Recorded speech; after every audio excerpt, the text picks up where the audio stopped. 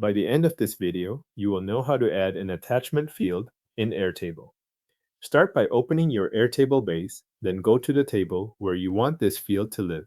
This part matters because fields are added at the table level, so you want to be in the exact table where files should be stored.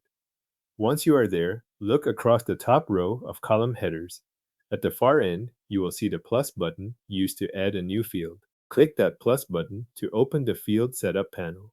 This is where Airtable asks what kind of column you want to create.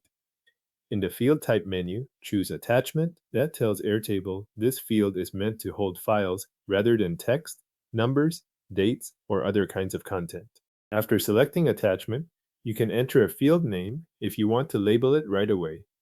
You might name it something that matches the kind of files you plan to keep there, but naming the field is optional at this point. Leave the Format setting on Files. That is the setting Airtable uses for uploaded file attachments in this type of field.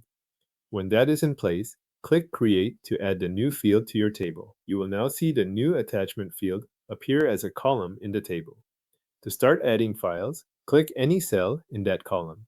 Airtable will open the attachment options for that cell. From there, you can upload files directly from your device, or you can drag and drop files into the field if you already have them open in a folder on your computer. This field supports a range of file types.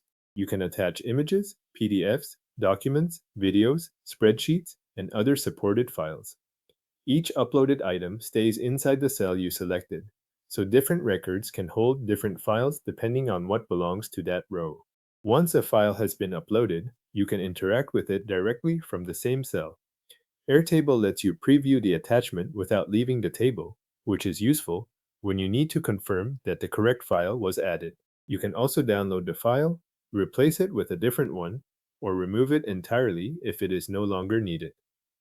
If you plan to use the field across multiple records, repeat that same cell action wherever attachments belong.